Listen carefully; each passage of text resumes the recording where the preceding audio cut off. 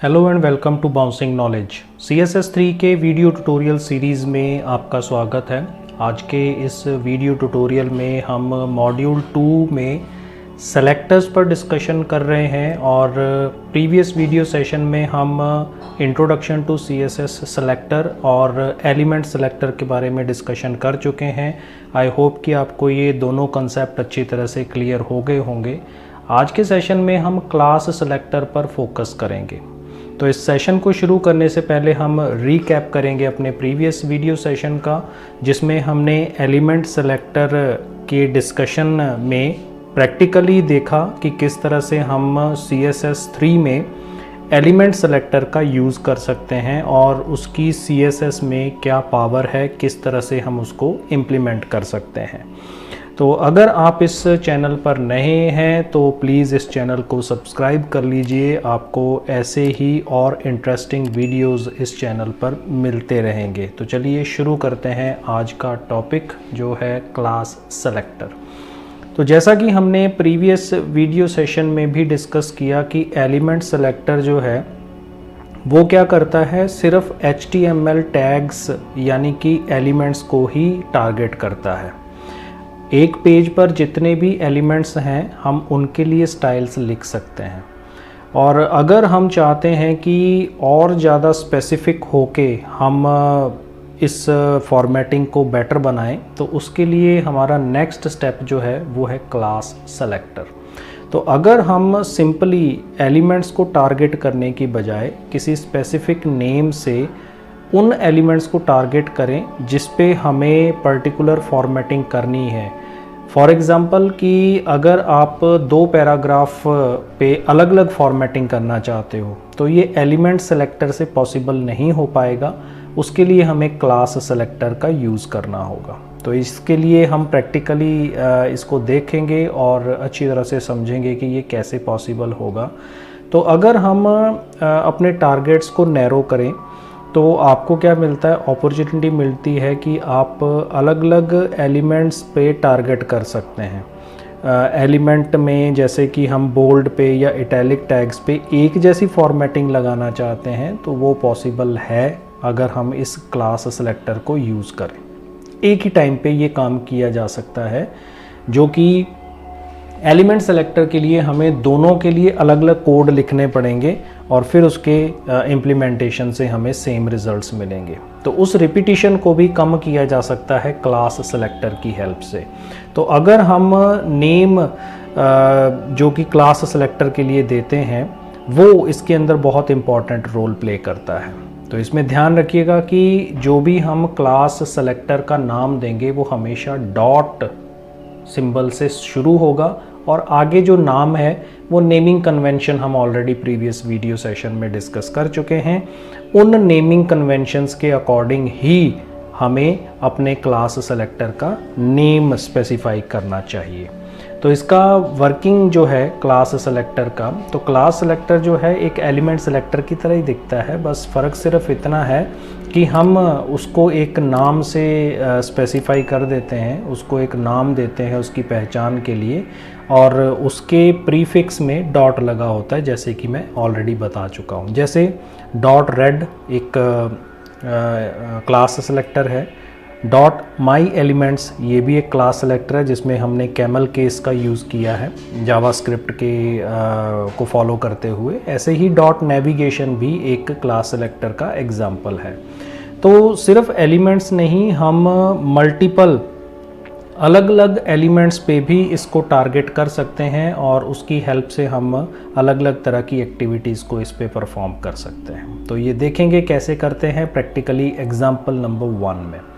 तो यहाँ पे हमने क्लास सेलेक्टर में 3 सेलेक्टर्स बनाए हैं। डॉट टाइटल के नाम से, जिसमें सिर्फ कलर रेड दिया है। कंटेंट में हमने 3 फॉर्मेटिंग रखी है और स्पेशल रखा है, और इनको हमने पेज पे अप्लाई किया और हमें रिज़ल्ट में इस तरीके का आउटपुट मिलेगा।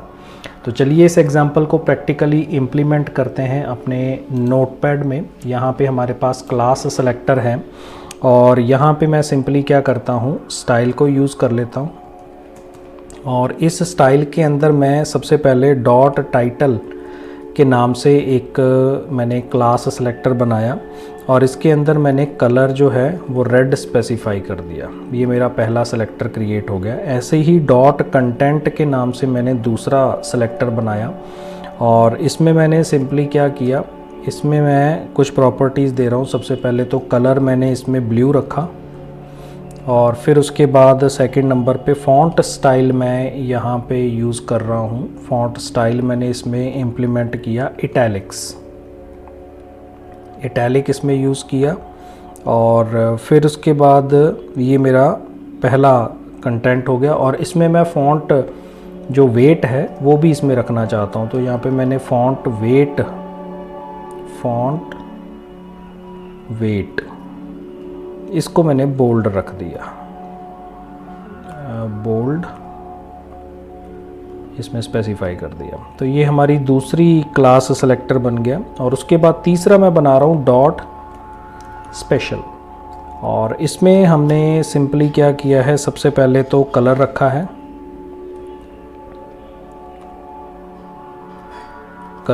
है, ब्लू और फिर उसके बाद फ़ॉन्ट फैमिली इसमें रख लेते हैं। फ़ॉन्ट फैमिली मैंने इसमें रखा वर्धना और बैकग्राउंड कलर हम इसमें रखेंगे, बैकग्राउंड कलर हमने सपोज़ इसमें रख दिया गोल्ड। तो ये हमारा तीसरा स्टाइल इसमें क्रिएट हो गया।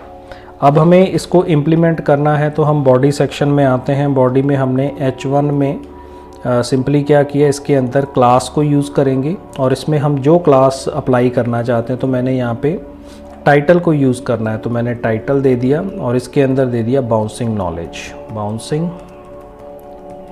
नॉलेज।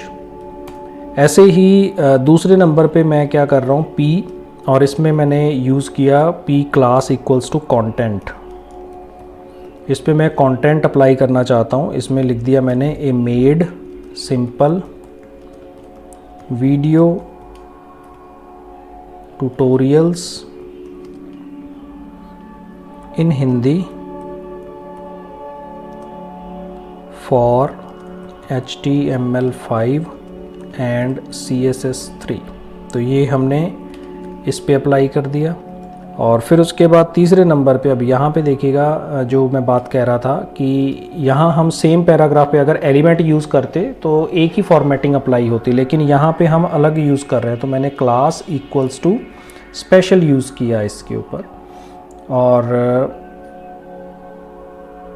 यहाँ पे नहीं, हमें यहाँ यूज़ करना था स्पेशल और इस पे मैंने अप्लाई किया विजिट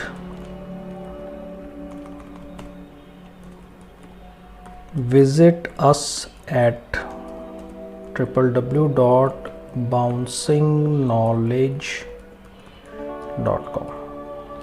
तो इसको हम सेव करते हैं, फ़ाइल को सेव किया और हमारा आउटपुट जो है 5th नंबर फाइल को रन करते हैं। और इसको रन करने के बाद जैसा कि आप यहाँ पे देख सकते हैं बाउंसिंग नॉलेज रेड कलर में आ रहा है, जो हमने सिंपली टाइटल क्लास के लिए अप्लाई किया है। इसमें हमने जो इटैलिक इफ़ेक्ट लगाया है, कलर ब्लू रखा है और बोल्ड इफ़ेक्ट लगाया है पैराग्राफ 1 पे। और यहाँ पे हमने बैकग्राउंड कलर रखा है और उसके बाद टेक्स्ट का कलर रखा है। और ये स्टाइल जो है हमने तीसरे पैराग्राफ के लिए यानी कि स्पेशल के अंदर स्पेसिफाई किया है। बैकग्राउंड कलर है, फ़ॉन्ट का कलर हमने इसके अंदर स्पेसिफाई किया है और फ़ॉन्ट फैमिली जो हमने इसमें वर्धना रखी है। तो इस तरीके से हम 3 तरीके की जो क्लासेस हमने इसमें यूज़ की हैं उसका आउटपुट हम यहाँ पे देख पा रहे हैं। ऐसे ही अगर हम एलिमेंट स्पेसिफिक क्लास की बात करें तो जो अभी हमने एग्जांपल डिस्कस किया है इसमें क्या था, सभी एलिमेंट्स में हम अपनी क्लासेस को यूज़ कर सकते हैं, लेकिन कुछ सिचुएशंस में क्या होता है कि हमें ये लिमिट करना है कि ये जो स्टाइल है वो किसी स्पेसिफिक एलिमेंट टाइप के लिए ही है। तो इसके लिए हमें क्या करना पड़ता है, इंडिकेट करना पड़ता है कि कौन सी क्लास के लिए हम किसको यूज़ करने वाले हैं। तो अगर हम एक से ज़्यादा क्लासेस को यूज़ कर रहे हैं एक ही नाम से, तो कॉन्फ्लिक्ट को बचाने के लिए हम इस चीज़ को इम्प्लीमेंट कर सकते हैं। जैसे कि हमें ज़रूरत है कि एक पैराग्राफ पे बाकी स्टाइल तो सेम रहे, लेकिन उसमें एडिशनली ये चीज़ भी इम्प्लीमेंट हो जाए। तो एलिमेंट स्पेसिफिक क्लासेस जो है वो सिंपली क्या करती है, अपेंड कर देती है क्लास नेम के अंदर एलिमेंट नेम, और आपके सेलेक्टर की जो एडिशनल फैसिलिटीज़ हैं या एडिशनल फॉर्मेटिंग है उसको आप उस पर अप्लाई कर सकते हो। तो ये कैसे होगा, इसका दूसरा एग्जांपल हम डिस्कस करते हैं। यहाँ पे देखिएगा हमने p.beautiful को यूज़ किया है और इसमें हमने 3 प्रॉपर्टीज सेटअप की हैं। तो इसमें हमने यहाँ पर देखिए H1 पे भी हमने ब्यूटीफुल लगाया, P पे भी ब्यूटीफुल लगाया और इस P पैराग्राफ पे भी ब्यूटीफुल लगाया। लेकिन फ़र्क क्या होगा ये हम आउटपुट में देख सकते हैं। H1 पे ये अप्लाई नहीं होगा। क्यों नहीं होगा? क्योंकि हमने ये P टैग के लिए इम्प्लीमेंट कर रखा है। तो जितने भी पैराग्राफ हैं उन पे हम ये फॉर्मेटिंग अप्लाई करना चाहते हैं, किसी दूसरे पे नहीं। तो अगर हम किसी और एलिमेंट पे इस क्लास ब्यूटीफुल को यूज़ करेंगे भी तो भी ये उसको उठाएगा नहीं, उसे यूज़ नहीं करने देगा। तो इसको भी अगर हम प्रैक्टिकली यूज़ करें तो यहाँ से मैं ये सारी चीज़ें हटा देता हूँ और यहाँ पे मैं सिंपली क्या करता हूँ, जो हमारा दूसरा एग्जांपल है उसके लिए हमने सिंपली p.beautiful नाम की हमने क्लास लगाई और इसमें हम फॉर्मेटिंग कर रहे हैं। सबसे पहले तो फॉन्ट वेट ले लिया हमने, फॉन्ट वेट, और इसको हमने दिया बोल्ड, और फिर उसके बाद यहाँ पे कलर हम स्पेसिफाई कर रहे हैं। कलर हमने इसमें दे दिया ब्लू, और फिर उसके बाद फॉन्ट का स्टाइल हम इसमें दे रहे हैं फॉन्ट स्टाइल, और इसको हम स्पेसिफाई कर रहे हैं इटैलिक। इटैलिक हमने इसके अंदर स्पेसिफाई कर दिया। अब इसमें यहाँ पे हम इसको भी ब्यूटीफुल देते हैं, ब्यूटीफुल दिया, और फिर उसके बाद इसे भी हम नॉर्मली ब्यूटीफुल देते हैं, ब्यूटीफुल दे दिया, और तीसरे को भी हम अगर ब्यूटीफुल दे दें तो हम यहाँ पे आउटपुट देखते हैं कि हमारे पास क्या रिज़ल्ट्स आते हैं। तो इसको रन किया हमने, रिफ़्रेश किया, तो यहाँ पे देखिएगा इस पर कोई भी स्टाइल अप्लाई नहीं हुआ। कलर, इटैलिक्स और बोल्ड ये इफ़ेक्ट अप्लाई नहीं हुआ इसके ऊपर, और ये वर्क करता है। और अगर हम ये P टैग हटा दें, यानी कि ये P डॉट की बजाय हमने यहाँ से P हटा दिया, अब इसको अप्लाई अगर हम करते हैं सेव करने के बाद, तो यहाँ पे अगर हम इसको रिफ़्रेश करें फाइल को, तो यहाँ पे आप देख सकते हैं कि इस पे वो स्टाइल अप्लाई हो गया, इटैलिक भी हो गया और इसका कलर भी चेंज हो गया और बोल्ड भी हो गया। तो ये सारी चीज़ें जो हैं वो इसके अंदर हम इम्प्लीमेंट कर सकते हैं। ये P टैग लगाने के बाद क्या होगा कि ये एलिमेंट स्पेसिफिक हो गया। अब ये सिर्फ पैराग्राफ्स पे ही अप्लाई किया जा सकता है।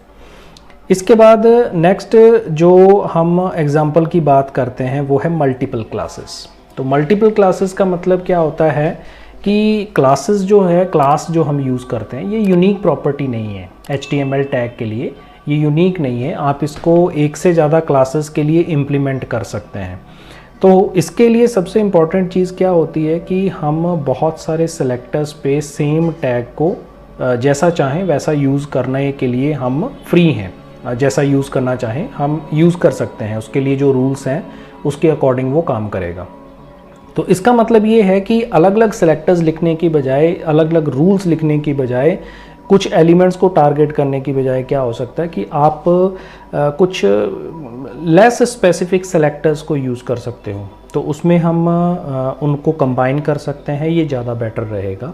तो इसके लिए हमें रीयूजेबिलिटी ज़्यादा मिल जाती है और इससे हमारी CSS की जो रिलायबिलिटी है वो बहुत बढ़ जाती है, और इसी के लिए हम CSS को यूज़ करते हैं। तो कैसे काम करेगा, एग्जाम्पल 3 में हम इसको देखते हैं। यहाँ पे अब देखिएगा हमने सिंपली क्या किया है, स्टेटस और एरर इन्फॉर्मेशन, ये 3 क्लासेस हमने इसमें बनाई हैं और इनको हम कैसे यूज़ करेंगे, मल्टीपल क्लासेस यूज़ कर रहे हैं। अब यहाँ पे मल्टीपल क्लासेस का मतलब है कि दोनों क्लासेस हम एक ही एलिमेंट पे अप्लाई कर रहे हैं। अब इस पे स्टेटस जो है वो नॉर्मली सभी के लिए कॉमन है, यानी कि उसकी पैडिंग जो है वो 5 पिक्सल चलेगी, मार्जिन 5 पिक्सल चलेगा, ये तो सभी पे हमें अप्लाई करना ही है। बॉर्डर भी लगेगा और ये सारी चीज़ें ये कॉमन है, यानी कि स्टेटस में हमने जो लिखा है ये सबके लिए कॉमन है। एरर जिस पे हम दिखाना चाहते हैं और इन्फॉर्मेशन जिस पे हम ये स्टाइल लगाना चाहते हैं। तो ये कैसे काम करेगा, इसका आउटपुट हमें इस तरीके से मिलेगा। अब ये देखिए बॉर्डर और स्टाइल जो है वो सभी के लिए सेम है, पैडेड लग रहा है और इसमें मार्जिन भी उसी तरीके से आ रहा है, लेकिन इस पे रेड कलर में आ रही है और इसके अंदर ब्लू कलर में आ रही है। क्यों? क्योंकि हमने इसके अंदर सेटअप किया हुआ है। तो चलिए इसको हम प्रैक्टिकली इम्प्लीमेंट करते हैं। यहाँ पे हमें सिंपली क्या करना है, जो स्टाइल है इसको हम चेंज करेंगे। तो मैंने यहाँ पे क्या किया, सिंपली सबसे पहले तो स्टेटस बना लेते हैं। स्टेटस बनाया और इस स्टेटस के अंदर मैंने सबसे पहले तो पैडिंग रखा। पैडिंग में हम दे रहे हैं 5 पिक्सल, 5 पिक्सल दिया और मार्जिन जो है वो भी हम दे रहे हैं 5 पिक्सल, 5 पिक्सल इसके अंदर स्पेसिफाई कर दिया। फिर उसके बाद जो बॉर्डर विड्थ है, बॉर्डर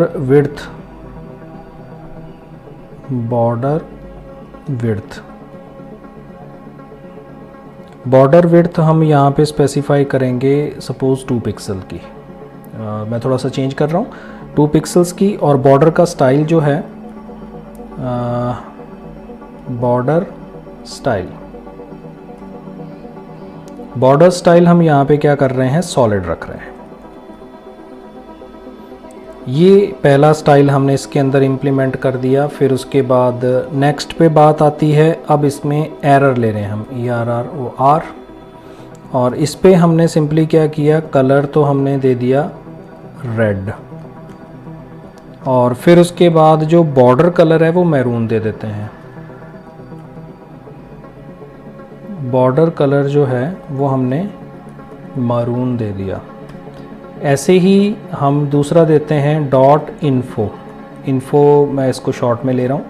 और यहाँ पे हमने कलर जो है ये ब्लू ले लिया और जो बॉर्डर कलर है ये हमने इसके अंदर नेवी स्पेसिफाई कर दिया। ये हमारा स्टाइल है और यहाँ से ये चीज़ें हटा देते हैं और यह रहने देते हैं, इसको हटा लेते हैं। ये हटा दिया हमने और यहाँ पे हम सिंपली क्या करते हैं, क्लास 2, पहले तो हमें स्टेटस तो यूज़ करना ही है, फिर स्पेस देके हम दूसरी जो हम देना चाहते हैं इसके अंदर, तो यहाँ पे हमने दिया इन्फो, ये इसके ऊपर अप्लाई हो जाएगी। फिर उसके बाद यहाँ पे पैराग्राफ पे हम क्या कर रहे हैं, यहाँ पे हम स्टेटस दे रहे हैं और एरर दे दिया हमने। इसका मतलब है कि ये जो bouncingknowledge.com है, विजिट अस एट, ये रेड कलर में आएगा और बाउंसिंग नॉलेज जो है वो ब्लू कलर में आएगा। तो इसको सेव किया हमने और सेव करने के बाद हम ब्राउज़र में इसका आउटपुट देखेंगे। यहाँ पे क्लिक किया, रिफ़्रेश किया, यहाँ पे देखिए बाउंसिंग नॉलेज जो है वो ब्लू कलर में आ रहा है और विजिट अस एट www.bouncingknowledge.com ये जो है वो रेड कलर में आ रहा है, क्योंकि हमने उस पर वही स्टाइल जो है वो अप्लाई किया है। तो इस तरीके से हम क्या कर सकते हैं, क्लासेस को अपने CSS जो 3 है उसके रूल्स के अकॉर्डिंग अपने HTML के डॉक्यूमेंट में अप्लाई कर सकते हैं। तो ये आज के सेशन का डिस्कशन था, प्रैक्टिकल एग्जांपल्स थे। आई होप कि आपको ये सभी कॉन्सेप्ट जो है वो अच्छी तरह से क्लियर हो गए होंगे। तो इस वीडियो में फ़िलहाल इतना ही। Thanks for watching, keep on learning with us, stay tuned for upcoming videos and always stay blessed.